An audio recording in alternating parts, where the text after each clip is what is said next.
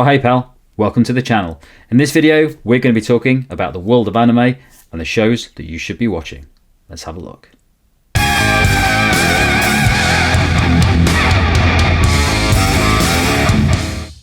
Anime has been getting increasingly popular with people outside of Japan over the last decade, and that's because we just have access to way more of it now. I remember when I was a kid, to get hold of anime, you'd have to find someone with a VHS that they'd somehow managed to get hold of, or you'd have to have some more obscure channel on Sky that occasionally showed versions of the anime, or you'd have to buy a DVD of it. Now that's all changed. Now we get access to the most recent anime shows thanks to streaming service Crunchyroll, and it's all translated as and when those things come out. So we're pretty much up to date with the stuff that Japan is releasing, which never happened a couple of decades ago. Also, streamers like Netflix and Disney are picking up anime shows now because they're realizing how big the anime market is, and the shows they're getting are getting pretty good. If you're watching this video, you probably fall into one of two camps. You've either been watching a little bit of anime on one of the streaming services and now you're looking for the next thing to move on to, or you're probably just checking if my list is any good. Right, let's start with the top 10 list. And number 10 is Demon Slayer. Now, Demon Slayer is a relatively new addition to the world of anime, but since its release in 2019, it's become one of the most popular animes Japan has ever produced. And that's for a couple of big reasons. One, the storyline really follows the framework and the characterization that people expect from a classic anime show. It's really detailed, the world building is fantastic, and the characters are really, really compelling. The other thing is the animation quality. Some of the episodes are fantastic, which is why it does so well at the cinema, and people are going to watch episodes from new series at the cinema whenever they come out, because it is amazing to see on the big screen. The reason that I put it at number 10 is because it isn't finished yet, but it is an incredible series and well worth watching if you want to dive in to the world of anime. It's also very modern, so unlike some older animes where it can take a very long time for the stories to develop, it's much quicker. It's very much focused on the action sequences and all of the animation that goes into making those, and if you compare it with most of the other animes out there, the animation is right at the top of the list. At number 9 is Fullmetal Alchemist Brotherhood. The story follows two alchemists, Ed and Al, who are trying to bring their mother back to life by using the power of alchemy, which essentially means that you can create something by taking something from somewhere else. It's a rule that underpins the whole world of Fullmetal Alchemist, and in doing so they actually cause massive harm to themselves. Ed loses his arm and Al loses his whole body and has to have his soul put into a suit of armor. The story starts quite simply. It's all about world building and the rules that make alchemy work, but later on it becomes a very, very classic style anime with lots of fight sequences, lots of powerful enemies, and lots of mysteries surrounding why those enemies exist. Well worth a look if your focus is on fantasy and storyline. At number 8 is Hunter x Hunter. Hunter x Hunter is a series that very much follows some of the styles and formats that you get from the bigger name animes that have come before it. The series follows a young boy called Gon who wants to become a hunter like his father, who has disappeared a while ago. A hunter is basically somebody with a license to do all of the cool things in the world. They can explore for treasure, they can hunt criminals with bounties, they can even explore places that nobody else in the world is allowed to explore. So it's a pretty big thing that a lot of people end up doing, and you can make a lot of money doing it. So that is what Gon's mission is at the start, to eventually find his father. At the start, it's a fairly childish TV show, and it's based on people making friends. It's based on seeing people with different powers and abilities, but it's not until later in the series that it really starts to get a bit darker and really takes on a lot more adult themes. So if you're going to watch this series, stick with it for a bit, because it does really develop in the latter series of the show. The final arc of the series, the Chimera Ant arc, is a phenomenal piece of writing and has some amazing characters in it. Some of the fight sequences are absolutely phenomenal. If you watch the first season against the last season, it looks like a completely different show. It's a show well worth watching, but maybe leave it until you've watched some of the higher ranking shows on this list. At number 7 is Attack on Titan. Attack on Titan is a very different show from a lot of the anime that exists out there. It's all about mysteries and understanding the strange world and the rules that have been setting it. The story follows a young boy called Eren Yeager who lives in a city that is surrounded by these giant walls. And the reason they have these giant walls is because these big monsters called Titans, who are basically just naked people, run at the walls and try to eat the humans. The world has essentially been destroyed because of these Titans, and humans now have to live behind these giant walls to protect themselves. As the story unfolds, you learn more and more about why the Titans exist and why the walled cities exist. It's very, very complicated. It's really, really in depth, and it's one of the most interesting shows. You can't stop watching it episode after episode because you find out more and more about the mysteries that sit within this weird structured world. There's also some fantastic characters in it.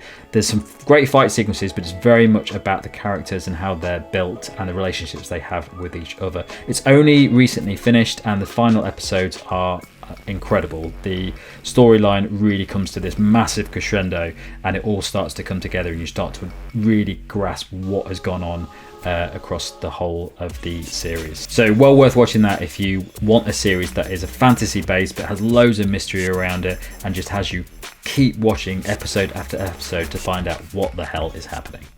Number 6 is One Punch Man. One Punch Man is probably the most interesting entry on this list, and that's because it only came out in 2015 and only has 2 seasons of the anime, but has very quickly become one of the most talked about animes of all time. The manga is slightly further ahead, and hopefully we'll be getting a 3rd season of the show pretty soon, but it is one of the best shows out there. And the reason for that is the concept is just absolutely ridiculous. Saitama is a superhero. He lives in a world of superheroes based on a ranking system. So all of the superheroes get ranked based on their ability, their popularity, and what they've done in the past. Saitama is a pretty low ranking one, despite being the most powerful superhero of all time. Because he's not that popular, because he doesn't get that involved in the ways to actually build up your ranking, he's still quite low level, and that grows over time. Saitama lives in a world where he fights super villains and beats them very, very easily. So he's constantly bored. It's loads of humor in it. It's a fantastically funny show, and the reason that Saitama gives for being so powerful is one of the funniest elements of it. The 1st season of the show is fantastic. It is one of the best animated shows that I have seen. The fight sequences between some of the superheroes and the enemies are incredible, and the final fight that Saitama has is one of my favorite fight sequences of all time in any anime. But ultimately it really comes down to the humor of this show. Every fight that Saitama ever has, he's very annoyed that he can just beat them so easily. He desperately wants to fight somebody who is as strong as him, and that doesn't really happen. The 2nd season of the show actually got a little bit of flack when it was released because it changed to another animation studio, and you can see the difference in the anime quality. And the first time I watched it, I wasn't really a big fan of it because I liked the 1st season so much, but having re-watched season 2 a couple of times, I actually really like it now, and I think it sets up the story really well for a 3rd season. So well worth watching that one, and there's not many episodes to it, so you can bang through it pretty quickly. At number 5 is Dragon Ball Z. Now, even if you're not a previous fan of anime, you have probably heard of Dragon Ball Z. It's the biggest anime show of all time.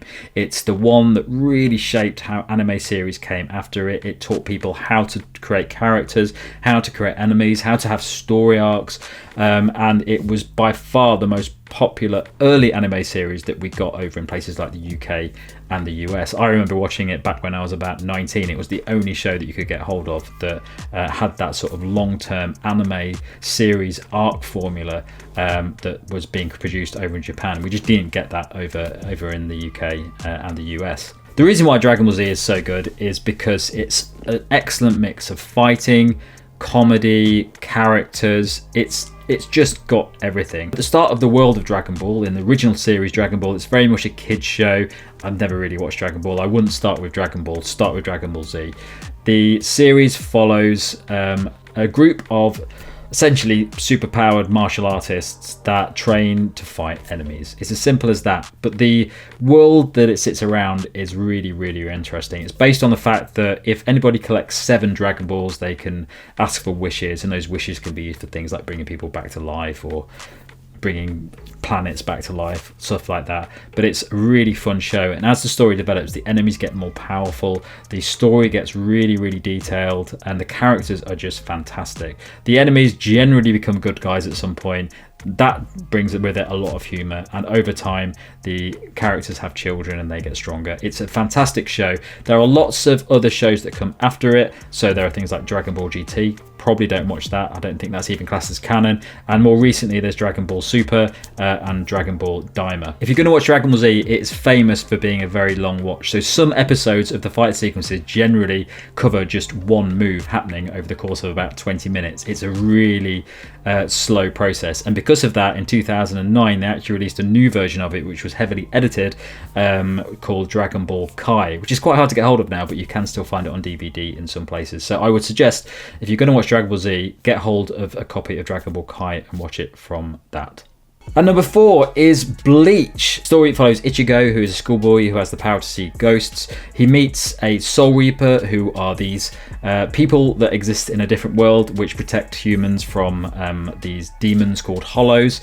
And he eventually becomes a Soul Reaper himself. The early part of Bleach is all about the real world, where Ichigo is joining with his friends to fight all of these Hollows and protect humans. But eventually he goes up to the Soul Society, where all the Soul Reapers live, and he begins to really get involved in fighting some of the big baddies and goodies in the series, and that is where it really kicks off. The fight sequences in Bleach are phenomenal. It's all about swords, it's all about the powers held within swords, it's all about people's special abilities and based on their power levels. So it's a really excellent fighting series if that's what you're looking for. He also unearths a big mystery about the Soul Society and his powers and what he can use them for, and that then goes on to multiple series that are based in different parts of this world, including Heiko Mundo, which is essentially hell where all the Hollows live. It's a fantastic series. Some of the sequences are really good. The animation is fantastic, the tone is great. It's a little bit darker than some of the other animes on the list, but also there's a lot of humor in it as well. The other thing about Bleach as well is that there's this really weird filler arc that sits in the middle of the two of the big story arcs, which is all about vampires. You don't need to watch that. It doesn't have any impact on the rest of the storyline. It's not too bad as filler arcs go, but you can miss it if you want to. At number 3 is One Piece. One Piece is a beast. It started in 1999 and it's still going. It's well over 1,100 episodes now, and it's by far the most ridiculously large anime that has ever existed. When you start watching it, it's really about a group of pirates that are joining together to find something called the One Piece, which is essentially a treasure that nobody still knows what it is, but they are heading out onto the sea to find out what this One Piece is, and they want to get it because Luffy, who's the main character, wants to become the Pirate King, who essentially is the most powerful pirate around. The story develops massively. So the first couple of story arcs are very kid friendly. They're just about a bunch of pirates with silly powers. Luffy has the power of rubber, so he can stretch his arms out. A lot of the other characters have similar powers. They have lots of fights on boats and things like that. It's not the most in-depth start to the series, but as it develops, Oda, who created it, and he's the mastermind behind the whole of One Piece, and he's carefully created this series where he's dropped things off 20 years ago that don't come to fruition in the storyline until much later on. He has orchestrated this whole story. As it develops, the powers develop, the world building around the abilities that people have really starts to get smart, and you start to learn a lot more about what's going to happen towards the end of it. There is signs that it is coming to an end, but that could be a very long time from now, and you're probably looking at a good few years until we finally see if Luffy does ever get hold of the One Piece. The main part of One Piece is the powers and the characters within it. So Luffy has a pirate ship with his crew. It's all about the relationships. Each of his crew has a massive backstory. They all have their own episodes. Some of them have their own story arcs where you follow why they are the way they are. And it's all about the relationships that they built around them, and also how much they care about each other as they go through the various battles and fight enemies across the way. The other thing as well is the power levels are really interesting in One Piece. So there's different types of power that people get. The way that people fight people is very different, and as that grows, you start to learn more and more about why some people are more powerful than others. And as we get to the final, you're starting to see who the really big players are, and those fights are going to be phenomenal. The animation is bit of a mixed bag really. Sometimes the animation, especially in the early days, isn't great, but in more recent days they really up the quality of the animation. Some of the fight sequences are phenomenal. At number 2 is Death Note. Death Note is a really interesting one. It came out in 2006, and for me, it's my most rewatched anime of all time. The concept is so clever and so simple that the detail that goes into telling the story is just phenomenal. It's not massive. There's less than 40 episodes of it, but the actual way that they develop the story is fantastic, and it's all based on the specific details of the rules within it. The story follows a schoolboy called Light Yagami, who is a genius who one day looks out the window and he sees a Death Note book fall to the ground. The book says that if he writes people's names into it, they will die. It also comes with a big set of rules as to how that all works, based on how long it will take them to die after he's written the name in and things like that. The book fell from an ethereal place, heaven or hell, and belonged to Shinigami, who are basically like Grim Reapers. And the Grim Reaper that dropped the Death Note is called Ryuk, and he follows Light Yagami around as he is on his murder spree and saving the world from these murderers. Because of this, the police bring in a specialist called L, who's a very strange genius detective, and they use L to find and capture Light. So what happens is a big cat and mouse game where these two geniuses are essentially trying to catch the other one or put the other one off the scent, and it's very, very clever. As it develops, it gets really, really in depth. So the rules that sit within the Death Note, they really has to start using those cleverly to stop people finding who he is, and to continue with his quest to rid the world of murderers and robbers and things like that. It's a pretty dark series in comparison to a lot of the other ones in this list. It's definitely an adult show. Kids are going to have no interest in this. They have tried to make it as a real life show a number of times, both in America and Japan, but hasn't really worked that well. The anime is by far the superior one to watch, and definitely one to pick up. There's not loads of episodes, and it will just keep you going, because at the end of every episode you desperately need to know what's happened and what the next stage of the story is. So well worth watching, and definitely one to pick up quite early on. Finally, at number 1 is Naruto and Naruto Shippuden. Naruto is a series that came out in 2002. It's about a young boy who lives in a ninja village, but he is born with a demon inside of him. So as a result, all of the villagers know this. As a result, he can't make friends. He struggles to have social interactions with people, and is a bit of an outcast. But still, he joins the ninja school and wants to become Hokage, which is the leader of the ninja village. And what ensues is a series of him training, making friends, having battles, and really developing who he is and learning more about why he is the way he is, and what it's going to take for him in order to become the Hokage.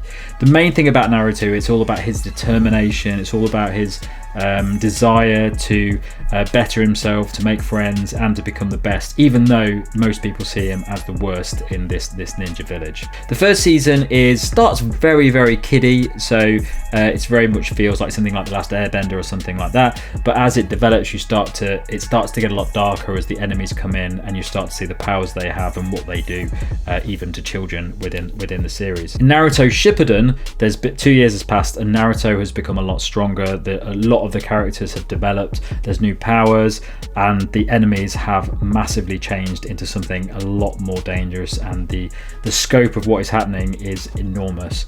Within the second part of the series, we see Naruto training and becoming significantly more powerful than he is in the earlier Naruto series.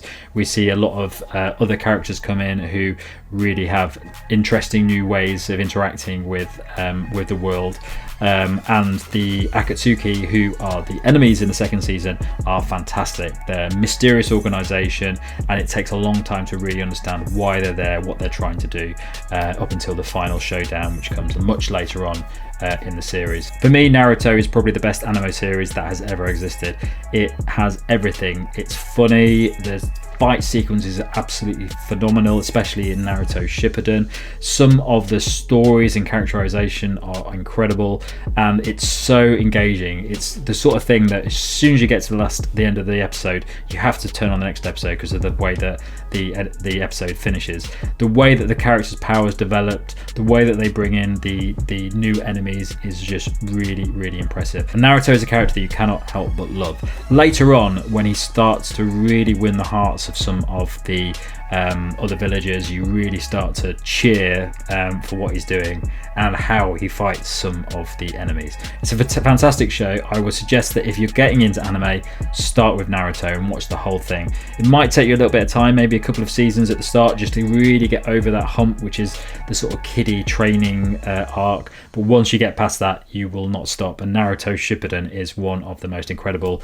series for fights that you will ever watch. So that's it for me on my top 10. I know there are loads of other animes out there that are really, really good. The reason that I've picked these animes is because I think these are the ones that people who are just starting out in anime should be watching. I'll do more videos on newer animes that are out there, as well as some videos on older animes that I may have missed out from the 90s and the 2000s, which are well worth watching as well. But for now, if you agree or disagree with my picks, stick a comment in the caption below. Thanks a lot for watching. I'll be back soon.